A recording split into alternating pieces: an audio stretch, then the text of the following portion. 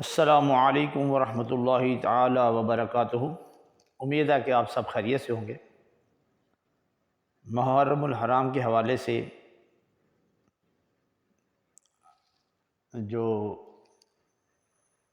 بیان جاری ہے، پارٹ نمبر 5 4 ہو چکے ہیں، 5واں اس سے آگے جو میں عرض کر رہا تھا کہ جب حق پرستوں نے نماز فجر ادا کر لی، لشکر یزید کی طرف سے نعرہ جنگ بجا دیا گیا تو امام علی مقام علیہ السلام اتمام حجت کے طور پر میدان جنگ میں تشریف لے گئے اور فرمایا، اے بدبختو، تم کس کے جگر پارے کے خون کے پیاسے ہو رہے ہو؟ تم کس کے ساتھ جنگ کرنا چاہتے ہو؟ میں اس رسول صلی اللہ علیہ وسلم کا نواسہ ہوں جس کا تم کلمہ پڑھتے ہو۔ مجھ کو رسول مقبول صلی اللہ تعالی علیہ وآلہ وصحبہ وبارک وسلم نے اپنا بیٹا کہا ہے، جس کے امتی ہونے کا تم دعویٰ کرتے ہو۔ میں اس ماں کا بیٹا ہوں جس کو رسول اللہ صلی اللہ تعالی علیہ وآلہ وصحبہ وبارک وسلم نے اپنے جگر کا ٹکڑا کہا اور سیدہ نساء العالمین فرمایا، اور شیر خدا علی مرتضیٰ کا فرزند دل بند ہوں جس کو دنیا روحانی پیشوا مانتی ہے۔ میں وہی حسین ہوں جس کو حضور نبی کریم علیہ السلام نے اپنی خوشبو فرمایا۔ ہاں، میں وہی حسین ہوں جس کو تم نے سینکڑوں خطوط لکھے۔ اب ہم تمہاری درخواست پر یہاں آگے ہیں، تو کیا یہی حق میزبانی ہے جو تم ادا کر رہے ہو؟ اب بھی وقت ہے، اپنی آنکھوں سے جہالت کے پردے اٹھا کر دیکھو، تعصب کی پیٹی اٹھا کر دیکھو، دنیا کے مال کی ہوس کو چھوڑ کر دیکھو اور اپنے کیے پر نادم ہو جاؤ۔ ابھی توبہ کا دروازہ کھلا ہے، ورنہ بروز قیامت میرے اور میرے اہل خانہ کے خون کا تمہارے پاس کوئی جواب نہ ہوگا۔ تم دنیا و آخرت میں ذلیل و خوار ہو جاؤ گے۔ کسی کہنے والے نے کیا خوب کہا، جب سر محشر وہ پوچھیں گے ہمارے سامنے، کیا جواب جرم دو گے تم اللہ کے سامنے؟ امام علی مقام علیہ السلام نے خطبہ ختم فرمایا تو حور کی آنکھوں سے غفلت و جہالت کے پردے اٹھ گئے، دل کی دنیا بدل گئی اور جسم پر لرزہ طاری ہو گیا۔ کسی شخص نے جب حور کو اس حال میں دیکھا تو کہا، اے حور، میں نے آج سے پہلے تجھے میدان جنگ میں ایسے متفکر نہیں دیکھا، یعنی فکر کی حالت میں نہیں دیکھا، جیسے آج میں تمہیں دیکھ رہا ہوں۔ حور نے کہا، میرے ایک طرف جہنم کے بھڑکتے ہوئے شعلے ہیں اور دوسری طرف جنت کی سدا بہار موجیں ہیں، میں سوچ رہا ہوں کہ اب کدھر جاؤں۔ پھر حضرت حور نے اپنے گھوڑے کو ایڑی لگائی اور نواسہ رسول صلی اللہ تعالی علیہ وآلہ واصحابہ وبارک وسلم کے قدم میں حاضر ہو گئے۔ نکل کر لشکر اعداء سے مارا حور نے یہ نعرہ کہ دیکھو یوں نکلتے ہیں جہنم سے اللہ والے۔ پھر اشک بار آنکھوں سے حور نے عرض کیا، یا امام، کیا میری خطا معاف ہو سکتی ہے؟ آپ نے فرمایا، تمہارا کیا نام ہے؟ عرض کی، حور۔ آپ نے فرمایا، تیری ماں نے تیرا نام حر رکھا ہے اور حر کے معنی ہیں آزاد۔ سن، تو نے اس مصیبت کے وقت نواسہ رسول صلی اللہ علیہ وسلم کی قدم بوسی کی ہے، آج تو نار جہنم سے بھی آزاد ہو گیا۔ حر ابھی امام علی مقام علیہ السلام کی قدم بوسی کر رہے تھے کہ یزیدی لشکر کے سردار عمرو بن سعد نے تیر چلا کر اعلان جنگ کر دیا اور اپنے لشکریوں کو کہا کہ تم لوگ گواہ رہنا کہ ابن رسول کے ساتھیوں پر پہلا تیر میں نے چلایا ہے۔ اس کے ساتھ ہی یزیدی لشکر سے ایک سرفرا جس کا نام سالم تھا میدان میں چلانے لگا کہ کون ہے جو میرے مقابلے پر آ کر اپنی جان دینا چاہتا ہے۔ حضرت حر رضی اللہ تعالی عنہ نے اس کی للکار سنی جگر گوشہ بطول نواسہ رسول سے اجازت طلب کی اور میدان کارزار میں پہنچ گئے۔ مخالف فریق نے تلوار کا وار کیا تو آپ نے اسے ڈھال پر روک کر پوری قوت سے تلوار اس کے سینے پر اتار دی۔ اس کے بعد یزیدی لشکر سے کئی لوگ آئے اور حضرت حر ان کا مردانہ وار مقابلہ کرتے رہے اور ان میں کئی لائنوں کو واسطے جہنم کرتے رہے۔ آخرکار جب یزیدی لشکر کا گھیرا آپ کے گرد تنگ ہو گیا تو آپ کئی مرداروں کو فنار کرنے کے بعد منصب شہادت پر سرفراز ہو گئے۔ انا للہ و انا الیہ راجعون۔ شہادت حضرت وہب کلبی کہ شہادت حضرت وہب کلبی کیسی ہوئی؟ حضرت حر رضی اللہ تعالیٰ عنہ کے جامع شہادت نوش فرما لینے کے بعد حضرت وہب بن عبداللہ کلبی رضی اللہ تعالیٰ عنہ نے امام علی مقام علیہ السلام کی خدمت اقدس میں میدان کارزار کی طرف جانے کی اجازت طلب کی۔ اس نوجوان کی شادی ہوئے ابھی 15 دن ہی گزرے تھے کہ اس کی بوڑھی والدہ نے اپنے جوان بیٹے سے کہا، اے بیٹا، یہ ٹھیک ہے کہ تو میری زندگی کا سہارا ہے، تو ہی میرے گھر کا چشم و چراغ ہے۔ مجھے بھی معلوم ہے کہ تیری شادی کو صرف 15 دن ہوئے ہیں، مگر تیری بوڑھی ماں کی زندگی کی آخری خواہش یہ ہے کہ آج اس میدان میں نبی کریم اکرم صلی اللہ علیہ وسلم کے نواسے پر تم قربان ہو جاؤ اور تمہاری ماں کا نام بھی شہیدوں کی ماں میں آ جائے۔ ماں کی اس شدید اور پردرد آرزو نے بیٹے کے دل میں شوق شہادت کا طوفان برپا کر دیا۔ پھر حضرت وہب اپنی بیوی کے پاس گئے، اس کے ساتھ آخری ملاقات کرتے ہوئے فرمایا، اے میری رفیقہ حیات، مجھے معلوم ہے کہ تو نے میری خاطر اپنے ماں باپ کے گھر کو چھوڑا ہے، بہن بھائیوں کی جدائی کو برداشت کیا ہے۔ میں تیرے سہاگ کی قیمت کو بھی جانتا ہوں، مگر آج ابن رسول جگر گوشہ بطول پر مصیبت کا وقت آن پڑا ہے۔ میں چاہتا ہوں کہ پرچم اسلام کی سربلندی کے لیے اپنی جان قربان کر دوں۔ اس نیک سیرت عورت نے محبت اہل بیت پر شوہر کی محبت کو نثار کرتے ہوئے فوراً اجازت دے دی۔ پھر حضرت وہب نے امام پاک سے اجازت لے کر میدان جنگ کی طرف چلے گئے اور دشمنوں کے ساتھ لڑتے لڑتے جامع شہادت سے سرفراز ہو گئے۔ انا للہ و انا الیہ راجعون۔ حضرت وہب رضی اللہ تعالیٰ عنہ کی شہادت کے بعد امام علی مقام کے جان نثار باری باری میدان جنگ میں بہادرانہ جوہر دکھاتے ہوئے جامع شہادت نوش فرماتے رہے۔ آخرکار امام علی مقام علیہ السلام کے جانثاران اہل بیت میں سے چند نوجوان باقی رہ گئے۔ اون و محمد کی شہادت۔ سیدہ زینب رضی اللہ تعالیٰ عنہما نے حضرت امام علی مقام علیہ السلام میں عرض کیا، بھائی جان، آپ پر سخت مصیبت کا وقت ہے۔ میں نے نانا جان کا ارشاد گرامی سنا ہے کہ صدقہ بلاؤں کو رد کر دیا کرتا ہے، اور میں چاہتی ہوں کہ اس سخت ترین آزمائش کے وقت اپنے بچوں کا صدقہ کروں۔ امام علی مقام علیہ السلام نے جب بہن کا یہ جذبہ ایثار دیکھا تو فرط محبت سے آنکھوں میں آنسو آ گئے اور روتے ہوئے فرمایا، بہن، میں تجھے اپنے سامنے بے اولاد ہوتا نہیں دیکھ سکتا۔ آخرکار سیدہ زینب کے اصرار پر امام علی مقام علیہ السلام کی طرف سے اجازت مل گئی۔ ماں نے بچوں کو تیار شروع کیا۔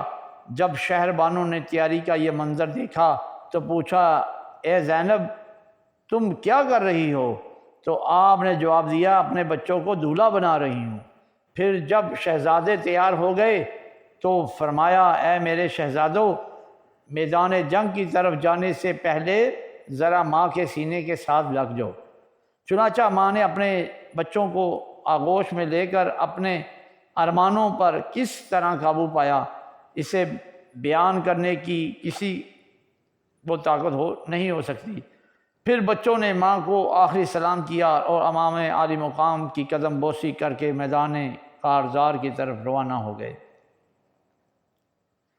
چنانچہ دونوں بچے چھوٹی چھوٹی تلواریں لے کر میدان جنگ میں پہنچے تو اس شان سے لڑے کہ جنگ کا نقشہ بدل کر رکھ دیا۔ عمرو بن سعد نے جب ان بچوں کا انداز جنگ دیکھا تو پکار اٹھا، اگرچہ یہ چھوٹے چھوٹے نو عمر ہیں مگر ان کی رگوں میں خون حیدری ہے، اٹھو بڑھو گھیراؤ کر کے ان کو قتل کر دو۔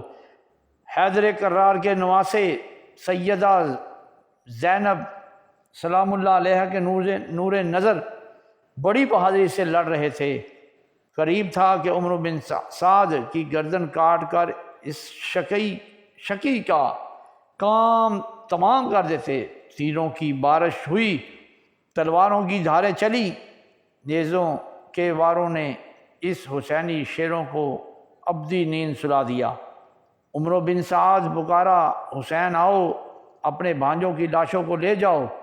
سیدہ زینب نے جب یہ پکار سنی تو سجدہ شکر ادا کیا۔ اے اللہ، تیرا احسان ہے، تو نے میرے ہدیوں کو قبول فرما لیا۔ امام عالی مقام میدان جنگ کی طرف تشریف لے گئے اور شہزادگان کے لہو میں ڈوبے ہوئے لاشیں اٹھائے اور خیموں میں لا کر بہن کی جھولی میں ڈال دیے۔ اللہ اکبر! پھر کون آنکھ تھی جو اشک بار نہ ہوئی ہو؟ قرآن کریم کی تلاوت سن کر سونے والے شہزادے ہمیشہ ہمیشہ کے لیے میٹھی نیند سو چکے تھے۔ انا للہ و انا الیہ راجعون۔ حضرت عباس علمدار کی شہادت۔ صبح سے دوپہر تک تمام جانثاران اعضا و قربا اپنی جانوں کے نذرانے پیش کر چکے تھے۔ حضرت عباس علمدار رضی اللہ تعالی عنہ حسینی پرچم اٹھائے خیموں کی نگہبانی فرما رہے تھے۔ خیموں سے بار بار آنے والی العطش کی صدا نے آپ کو لرزا کے رکھ دیا تھا۔ چھوٹے چھوٹے بچے پیاس کی شدت کی وجہ سے زمین پر ایڑیاں رگڑ رگڑ کر رو رہے تھے۔ سیدہ سکینہ سلام اللہ علیہ نے حضرت عباس کی خدمت میں عرض کی، چچا جان، کیا اب ہمیں پانی نہ ملے گا؟ کیا میرا ننھا بھائی اصغر پیاس کی وجہ سے ایسے ہی روتا رہے گا؟ چچا جان کہیں سے 2 گھونٹ پانی پلا دو، پانی لا دو۔ بچی کی اس درخواست پر حضرت عباس نے فرمایا، بیٹی تمہارا چچا بھی پانی لے کر آتا ہے۔ چنانچہ آپ نے مشکیزہ اٹھایا اور فرات کا رخ کیا۔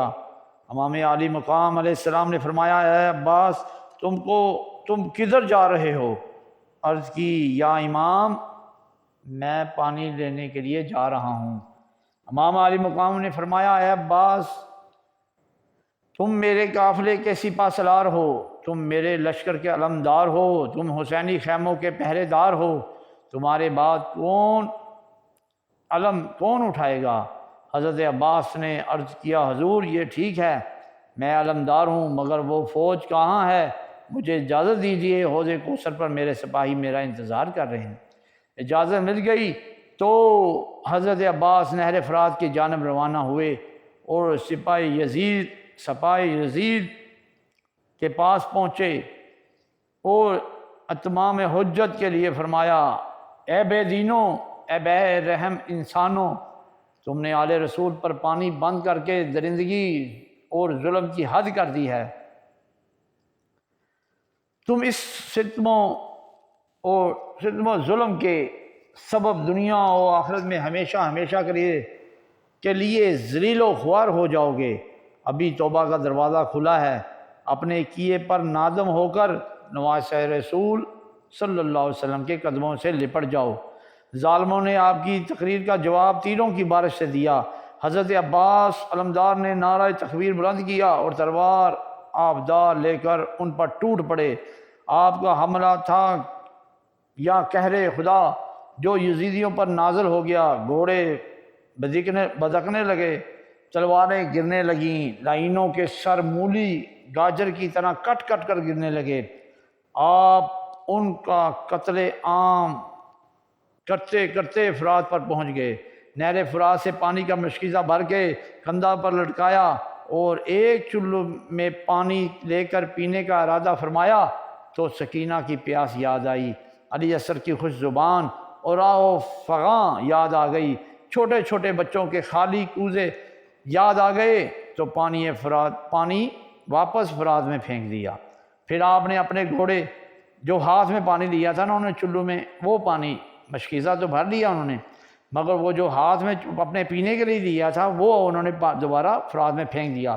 پھر آپ نے اپنے گھوڑے کو پانی پینے کا اشارہ کیا تو گھوڑے نے بھی پانی پینے سے انکار کر دیا۔ اللہ اکبر۔ حضرت مولانا حسن رضا بریلوی قدس سرہ رحمہ علیہ رحمہ اس منظر کا نقشہ کھینچتے ہوئے فرماتے ہیں، اشارہ اسپتازی کو کیا تھا پانی پینے کا، پیاسا گرچہ تھا گھوڑا مگر واقف کرینے کا، کہ گھوڑے کو بھی پتہ تھا ہاں جی، تو پیاسے سے مرغب پر پیاسا غازی سوار تھا اور پیاسوں کے خیمے میں جانے کے لیے تیار تھا، چھوٹے چھوٹے بچوں کو پانی کا انتظار تھا، گھوڑا بھی برق رفتار تھا۔ آپ نے جلدی پانی کا مشکیزہ بھرا اور خیموں کی طرف گھوڑا دوڑایا۔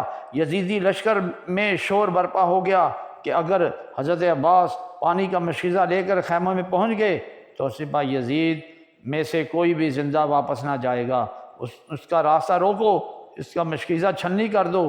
پھر ہر طرف سے حملہ ہوا مگر آپ مقابلہ کرتے ہوئے خیموں کی طرف بڑھ رہے تھے۔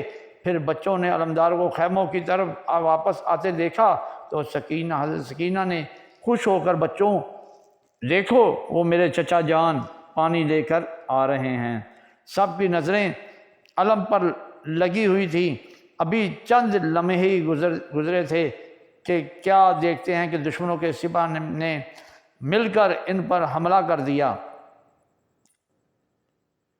علم کبھی دائیں طرف جھکتا کبھی بائیں، اب جو علم کو ڈگمگاتے دیکھا تو سیدہ زینب سلام اللہ علیہا نے آواز دی، اے میرے پیارے حسین یہ کیا ہو گیا؟ امام علی مقام علیہ السلام نے فرمایا، دیکھ تو میں بھی رہا ہوں مگر آج میری کمر ٹوٹ گئی ہے، مجھ سے چلا نہیں جاتا۔ ادھر ایک شخص نے حضرت عباس پر دھوکے سے وار کیا اور آپ کا بایاں بازو کٹ گیا۔ آپ نے فوراً مشکیزہ دوسرے کندھے پر اٹھا لی۔ پھر نوفل بن ارزق نے دائیں بازو پر برچھی سے وار کیا، پھر وہ بھی کٹ گیا۔ اللہ تعالیٰ کے شیر کی ہمت ملاحظہ فرمائیے، آپ نے مشکیزے کے تسمے کو منہ میں دبا لیا اور خیموں کی طرف بڑھنے کی کوشش کی مگر بچوں کی پیاس بجھانے کی کوئی بھی تدبیر کارگر ثابت نہ ہوئی۔ ایک بدبخت نے ایسا تیر چلایا جو مشکیزے کو چھیدتا ہوا سینہ عباس علمدار سے پار ہو گیا۔ مجاہد بے دست و بازو کو ظالموں نے چاروں طرف سے گھیرے میں لے لیا۔ حضرت عباس علیہ السلام زخموں سے چور چور ہو کر زمین پر گر پڑے اور پکارے یا اخاہ ادرکنی یا حسین، مجھے سنبھالنا۔ امام علی مقام علیہ السلام رن میں تشریف لائے۔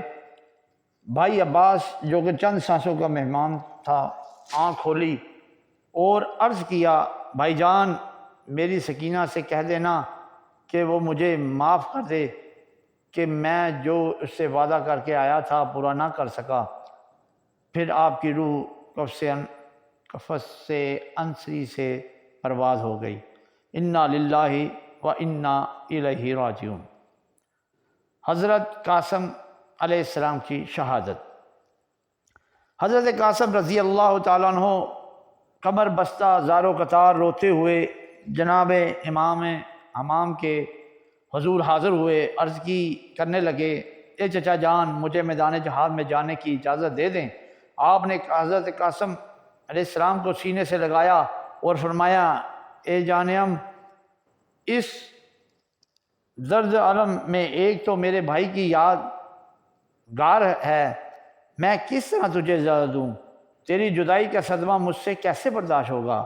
حضرت قاسم علیہ السلام نے جب دیکھا کہ چچا جان کی طرف سے اجازت نہیں مل رہی، مانن انہیں ایک تعویذ آ گیا جو شہزادہ زمن سیدنا امام حسن نے وقت رحلت نے بازو پر باندھنے کے لیے دیا تھا، اور فرمایا تھا بیٹے جب تم پر کوئی سخت مصیبت ترین مصیبت اور ابتلا و آزمائش کا وقت آ جائے تو اسے کھول کر پڑھ لینا۔ آپ نے سوچا کہ اس وقت بڑی مصیبت کا دور اور کون سا ہو سکتا ہے، چنانچہ آپ نے تعویذ کو کھولا اور پڑھا، جس کا مضمون یہ تھا بیٹے جب تمہارے چچا حسین مصاب و آلام میں گرے ہوئے ہوں تو تم ان پر فداء نثار ہو جانا۔ امام قاسم علیہ السلام نے یہ تعویذ امام عالی مقام کی خدمت میں اقدس میں پیش کر کے عرض کیا کہ چچا جان اب تو مجھے اجازت مل جانی چاہیے۔ امام پاک کی آنکھوں میں ان کی آنکھیں اشکبار ہو گئیں اور فرمایا بیٹا اجازت ہے، جاؤ اپنی والدہ سے بھی اجازت حاصل کر لو۔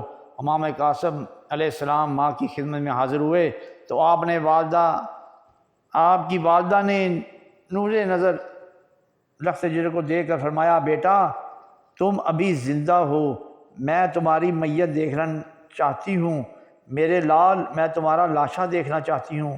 امام قاسم علیہ السلام نے عرض کیا اماں جان میں جا رہا ہوں، میں تو آپ کے سلام کے لیے آیا تھا۔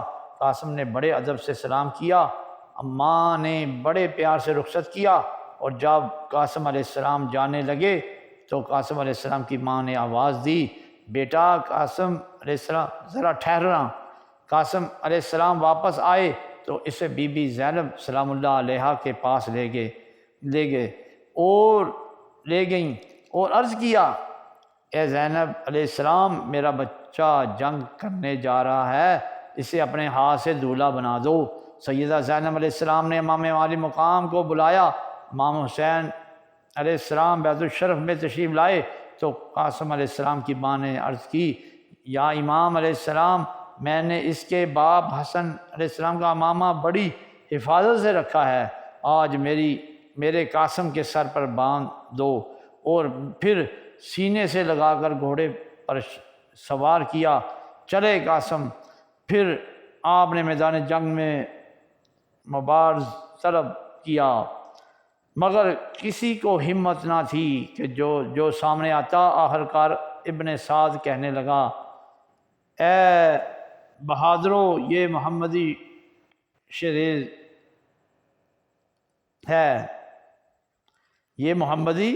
شیر ہے، اس کے مقابلے میں مل کر جاؤ، تنہا ہرگز نہ جانا۔ مگر کوئی آگے نہ بڑھا، آپ نے 3 مرتبہ مبارز مطلب فرمایا، چوتھی بار خود ہی میمنہ پر مسئلے اجل جا پہنچے، صفے کی صفیں الٹ دیں، پھر میسرہ پر، پھر قلب لشکر پر۔ آخر ابن سعد نے ارزق مہروان سے کہا کہ تو یزیدی لشکر کا سپہ سالار ہے، 10,000 دینار تنخواہ لیتا ہے، دلاورانے شام و عراق میں تیری دھوم ہے، اب تم اس سے مقابلہ کرو۔ ارزق نے کہا کہ اس بچے کے ساتھ لڑائی کرنا میری شہ زوری کی توہین ہے۔ ابن سعد برہم ہوا اور کہنے لگا تو اسے بچہ سمجھتا ہے، ذرا اس کے ساتھ لڑ کر تو دیکھو، تیرے سارے کس بل نکال کر رکھ دے گا۔ یہ جگر بند مصطفیٰ لخت جگر حسن مجتبیٰ علیہ السلام ہے، یہ وہ شاہ زور ہے جس کے سامنے میری سپاہ کی تلواریں کند ہو گئیں اور ان کی طاقت خاک میں مل گئی۔ خدا کی قسم اگر یہ بھوکا پیاسا نہ ہوتا تو میری ساری سپاہ کے لیے پیام اجل بن جاتا۔ اور ارزق کے یہ بہانے نہ بہا، جلدی کر، اس کا مقابلہ کرنے کے لیے میدان میں نکل۔ ارزق کہنے لگا بخدا میں اس کے مقابلے میں نہیں جاؤں گا، اگر تو اصرار کرتا ہے تو میں اپنے لڑکے کو اس کے مقابلے میں بھیج دیتا ہوں۔ چنانچہ امام قاسم علیہ السلام کے مقابلے میں کرنے کے لیے ارزق کے چاروں بیٹے یکے بعد دیگرے آئے اور امام قاسم علیہ السلام نے انہیں واسطے جہنم کر کے دم لیا۔ اب ارزق خود تیار ہوا اور مقابلہ کرنے کے لیے میدان میں آیا اور کہنے لگا، اے بچے، تو نے میرے چاروں بچوں کو مار ڈالا ہے، اب آ ذرا میرے ساتھ بھی لڑ کر دیکھ۔ لڑائی شروع ہوئی۔ ارزق نے اپنی تلوار کھینچی، امام قاسم علیہ السلام نے بھی تلوار لہرائی۔ ارزق کہنے لگا، یہ تلوار تو میری ہے، تو کہاں سے لے لی ہے؟ فرمایا، تیرا بیٹا مجھے یہ یادگار دے گیا ہے۔ کہنے لگا، افسوس، یہ تلوار میں 1000 دینار میں خریدی تھی۔ آپ نے فرمایا، فکر مت کر، اس کے شربت کا تجھے ذائقہ چکھاؤں گا۔ چنانچہ ارزق کہنے لگا، میں بڑا بہادر ہوں، شام و عراق والے میری تلوار کی کاٹ کو جانتے ہیں، میرے فن سپہ گری کا لوہا بڑے بڑے پہلوان مان چکے ہیں۔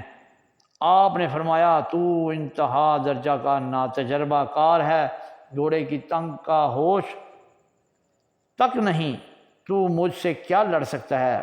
اس نے جھک کر گھوڑے کے ٹنگ کو دیکھا۔ آپ نے للکار کر ایک ہی وار کیا اور اس سے شکی کو بھی واسطے جہنم کر دیا۔ سبحان اللہ، اللہ اکبر۔ پھر خود ہی لشکر یزید پر ٹوٹ پڑے، کئی کوفیوں کو پھر نار کیا اور آخر چاروں طرف سے گر گئے۔ امام عالی مقام علیہ السلام ایک ریت کے ٹیلے پر کھڑے ہو یہ منظر دیکھ رہے تھے۔ زینب دروازے علیہ السلام اللہ علیہ دروازے میں کھڑی تھیں۔ قاسم علیہ السلام کی نظر فوجوں پر، حسین علیہ السلام کی نظر قاسم پر، زینب سلام اللہ علیہ کی نظر حسین علیہ السلام پر، قاسم کی نظر